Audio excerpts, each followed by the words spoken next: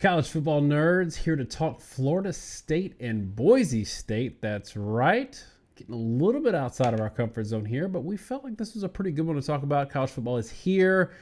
This is a pretty big game for the opening weekend. I want to remind y'all, because there's probably some new faces watching us this time, please remember to hit that subscribe button. Please remember to hit that notification bell, and you can give us a few minutes, maybe 5, before you decide how much you like us, and then go ahead and hit the like button.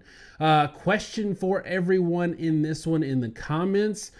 1, give us your score prediction, and 2, tell us what you think about Willie Taggart's new offensive coordinator and what you think, how the impact you think is going to make on the season this year. All right, Josh, one new face that's kind of an old face is Florida State at quarterback. They just announced that Justin Blackmon is going to be the man for them, and he had one game last year that he played in and was like considerable minutes, and he had 421 yards passing. That was against NC State. We saw him struggle behind a really porous offensive line in his year as the starter when Francois went down. But you like to talk about taking away good things or bad things based on returning talent and who gets the starting nod. In your opinion, is it good for Florida State? And is it good for the quarterback position that Blackmon, who has experience and we've seen him on the field at Florida State, has ended up winning the starting job over Hornibrook? Or is it a bit of a concern that Hornibrook isn't coming in as the savior? I think it ends up being a positive just because we kind of know where both guys are at. And it's easy to say that, as I often do, if you've got a guy that you know wasn't a great player last year and he comes back, that doesn't mean that you think he's going to be great this year. It means you have a known quantity and you know that he's going to struggle. But that goes both ways. Hornibrook started, or at least played, in 9 games last year for Wisconsin. He was a 60% passer, threw for 7.5 yards per attempt. His problem was touchdown interception ratio was 13-11. But Hornibrook has been competent, if not overly effective passer for Wisconsin in the past. So we knew what the guy that was competing for the spot looked like. With Blackmon, like you said, there have been flashes of a pretty good passer against North Carolina State, who, it wasn't a losing effort. He had to throw 46 passes in that game, but he was pretty solid. 9.2 yards per attempt, 4 touchdowns, 1 interception. They lost the game because they gave up 47 points. Not really anything that Blackmon did. In the year prior, he was a true freshman thrown into a spot that he wasn't prepared for, didn't know the offense. He struggled a lot off and on, but there were games where he was on. The Southern Miss game in particular in the bowl, that freshman year, 18 of 26, 9 yards per attempt. He had his good flashes. So I think there's reason to be positive for Blackmon, that you've got a guy that now kind of has an idea of what he's doing in his 3rd season. He's had time to maybe bulk up a little bit from the beanpole we saw 2 years ago as a starter. And you've got a guy that, at least in the coaching staff's view, is better than someone else in Hornibrook that we both know to be, at best, a solid but unspectacular quarterback. So if nothing else, maybe the quarterback situation is at least going to be competent. And I will say, even the past couple of years, it really hasn't been bad. But I think we saw Francois kind of quit on the team a little bit last season, and I think you're going to get a better effort out of Blackmon. Yeah, better effort. I think you're right in that, he was thrown into a situation as a freshman that he really wasn't prepared for behind a crappy offensive line. He does have some good skill players around him. Running back, wide receiver, I think are going to be a significant advantage here for Florida State. But on the other side of the table, Boise State, who is basically their 10-win season factory over there, and that's not with shying away from good out of conference, competition, which they deserve a lot of credit. Where UCF is trying to get, Boise has already gotten, because they've gone out and scheduled a lot of really interesting games out of conference. And this is another one that they deserve credit for. And let's say Florida State doesn't turn out to be great this year. That's not Boise's fault. They should get a ton of credit for scheduling of Florida State. You got to have a little bit of concern, though, for Boise that they're playing this game in week 1, breaking in a new quarterback. I know we like to say that these teams, especially teams out west or teams that aren't in Power 5 conferences but just rack up tons of points, that their system is going to always produce something at quarterback that's fruitful. And regardless of who you throw in there, they're going to throw up a lot of points. But this Florida State defense isn't terrible. So is that your biggest concern for Boise going into this game, is replacing a good known quantity at quarterback against a potentially really good Power 5 defense? I think so. I mean, when you go into a game like this, it can be tough for both these teams because you're playing guys that are both stylistically different, but also different in terms of overall talent level, in terms of overall maybe size, strength, speed. Look, recruiting rankings are and are not overblown. When you talk about a 5-star prospect or a 4-star prospect, most of the guys in the draft are 3-star prospects, but there are way more 3-stars than there are 5-stars. And when I say way more, I mean it's, I think, something around 400 to 1. There are only 30 or so 5-stars in a given year. Of those 30, usually somewhere around maybe a third is going to be drafted, or a half, 1/3 to 1/2 will be drafted. Of the 3-star players out there, your draft percentage, I think it's somewhere around like 3 to 5%. So when you're a Boise, you can get a lot of solid players. You got a full roster of guys, and they do a really good job of getting high-level production. In their best years, and I've always defended Boise, by the way, and I think you can back this up, the Kellen Moore saga, that was an extremely talented team. They had NFL picks at receiver. They had NFL guys on defense. They had an NFL quarterback, and they had what I was pretty adamant about at the time, and I think it's proven true, an even better NFL talent at running back at Doug Martin. Those teams were NFL caliber, NFL potential. But just because you have that at certain points doesn't mean that you're going to be able to consistently produce it if you're recruiting at a 3-star level.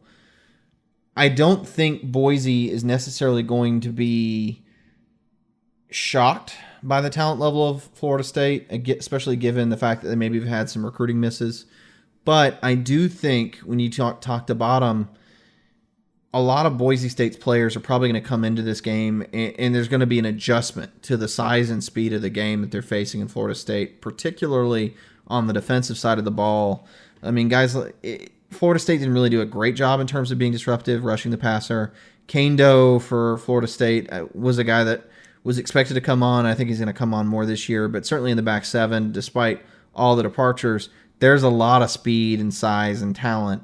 And if they can play within themselves, it's going to be hard for Boise, playing the scout team that are all 2- and 3-star guys, to be prepared for it or replicate what it's going to be like for them on game day when they come up against Florida State and have to face the kind of size and speed they're going to see in this matchup. One of the things that I think is a little bit overlooked, because we think about high-flying West Coast teams or high-flying G5 teams that score a lot of points, they usually suck defensively. Boise State does not suck defensively, which might pose a challenge for a Florida State team that's really struggled offensively. So, I know it's also tough because the one Power 5 game that Boise had last year was against an Oklahoma State that put up 44 points. But I'll also say with Hill and Cornelius, like when that offense got rolling, that was a really good offense. I think they scored like 35, 39, something like that against Missouri in the bowl game. So I'm kind of giving them a pass there. I know it's not fair because that's our most important data point, given it's a P5 data point. But throughout the year, you didn't see Boise really slipping up anymore. So I think that kind of like we talked about with Notre Dame against Clemson last year, that they don't have a lot of like standout first-round draft pick guys. The system in aggregate is such that it produces good results even against elite teams. So I think that's a positive if we're talking about Boise. But on the other side, Florida State's a little bit of an unknown offensively this year. However, I think you got to say that whatever they're going to do offensively with Briles is going to be an upgrade from what they had last season, correct? I would think so. So I'll sort of start by talking a little bit about these two teams, and then we'll sort of transition and talking about the coordinators. I mean, the first thing to note is Boise State was really uneven defensively. They were 99th in the country in yards per attempt allowed, but they were very respectable 27th in the country in yard per carry allowed defensively. So they were a team that was good against the run and was very poor against the pass. Now, the problem when you talk about the matchup with Florida State is last year, Florida State was atrocious offensively in passing the football, right? I mean, Florida State, they were 102nd in the country in total offense. But really, I think the odd thing was they threw the ball a lot more than they ran it because they couldn't really block. But when they did throw it, they weren't particularly effective. And when you talk about a couple years ago, their passing offense in general has really struggled because they can't protect the passer. So the weakness for Boise is how well you can throw the ball, at least on paper. Now, in Curtis Weaver, it should be noted that Boise has one of the better pass rushers in the game. So it's all about whether or not they're going to be able to scheme a way to throw the football, despite the fact that I don't expect Florida State's offensive line to instantly fix itself. When you look back at Willie Taggart's past, dating back to 2015, I find it interesting that in that whole ascension from Taggart, and I say 2015 because that was the year they started to turn around on South Florida, 15 and 16, 17 was at Oregon, 18 was at Florida State. Willie Taggart has never had the same offensive coordinator twice in that entire period. At 2015, his offensive coordinators were Danny Hope and David Reeds, two co-offensive coordinators, right? 2016, your offensive coordinators were TJ Weist and Darren Hiller. So totally different offensive coordinators, even though they're co-offensive coordinators. Went to Oregon, where his co-offensive coordinators again were Mario Cristobal and Marcus Arroyo. So again, co-offensive coordinators totally different. Then he went to Walt Bell last year, which seemed to be a disaster. We've talked enough about it, but suffice to say they ran plays where it was pretty clear there was deficiencies in terms of scheming and design. The right guy wasn't getting the ball, or there would be really glaringly obvious flaws in the play design that allowed things to break down. This year he brings in Kendall Briles, and Kendall Briles has pretty much been successful everywhere he's been. 2 years ago under Lane Kiffin, he kind of set the world on fire at FAU. Obviously was very successful at Baylor. I think Briles has probably been a secret success for a long time with Art Briles, that and not wanting to get into all the controversy there, just the point being Kendall Briles, I think, is the exact opposite of one of those situations like with Mark Richt, where you got the son calling the offense and everybody kind of wonders why he's there, like Kansas State, where, the little Rick probably ought to be moved on, but, he's living under daddy's shadow and allowed to play. I think Kendall Briles is actually a genius, and I think maybe Kendall Briles made Art Briles look a lot better as a result of that. I think Kendall Briles is going to find ways for Florida State to use their offensive talent, because they do have really tremendous offensive talent, to be able to get yardage. I mean, Cam Akers is one of the most talented guys in the country, and he hasn't really been able to produce much because of the offense and the offensive line. If they get some creativity from the offensive coordinator position, I think they could be way, way more successful. Yeah, I'm glad you touched on Cam Akers, and it's kind of juxtaposed against Boise losing Madison, who was a huge component of their offense last year and a big producer. I think Cam Akers, in what he's been missing, besides offensive line play and a threat at quarterback, so basically everything, is really a decent offensive scheme. He's the guy for me that I think is going to blow up this year. And everybody knew about him coming out of high school as a 5-star. Then he kind of did nothing. Was also splitting time with a decent running back too. Now I think is the year where he gets back on everybody's radar in a big way. And I think that this game might be sort of the starting point for that, because it is on a weekend where we don't have that many high-profile games. It's opening weekend, yes, but I think this is why we're talking about it. It's one of the premier games, and I think this is Cam Akers' coming out party. I think Blackmon's going to do enough to keep the offense going, but that's who we're going to see. I'm going to go in and get into predictions here. For me, I think that I'm a little higher on Florida State this year. than you are, but also I was higher on them last year than you were, and that proved to not be the good line to take. But I've got Florida State winning this game. I think their defense shows up. I think their offensive line does enough, and I do think Cam Akers goes for, give me $130 on Cam Akers, and a little bit in the passing game. I'm gonna go 27-21 Florida State. And I also want to add and ask you, if before you give me your score, if these two teams played last year, do you think Boise State would have won convincingly? So to answer your question there, I think if they played last year, I mean, depends on how you define convincingly, but I do think Boise State probably would have won this game a season ago. And the biggest thing that changed, and we didn't touch on in this video, which people always get us in the comments about, we don't talk about X player, X matchup. You only got so much time.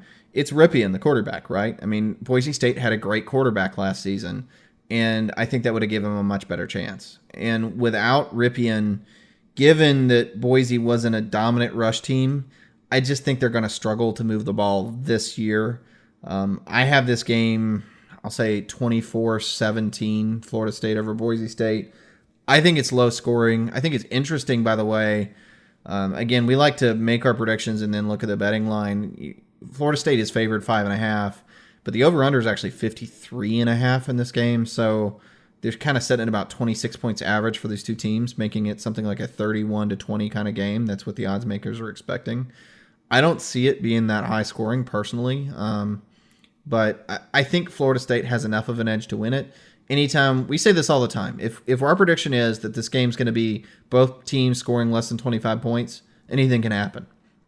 Because when you get to that point, you're talking about one catch or drop on a deep pass or one fumble recovery going one way or another can easily decide the entire game. But I still think Florida State defensively is going to be able to bottle up Boise State with a new starting quarterback. And I think Kendall Briles is going to find enough ways to score points. And especially, I don't know that they're going to run the ball that well with Cam Akers because Boise's still a good run defense. But I think they're going to find ways to get Cam Akers actually involved using the passing game, get him in space, and just get the ball in his hands and let him do something and out-athlete people. And that's going to let him put up enough to win. The one thing I will say about Boise State in this game, it's not going to be too big for them. It's not going to be, I know you said there's going to be some adjustment for a lot of their players in terms of adjusting to the Power 5 Florida State speed and athleticism. I don't think that they're going to have that much of it. I just think that Florida State is going to be considerably better this year than they were last year. One last question for you before we wrap it up. Right now, to hit the over, it's 53.5. In your mind, if this game hits the over, does that mean both teams are more in a shootout, or does that mean that Florida State wins by a bigger margin?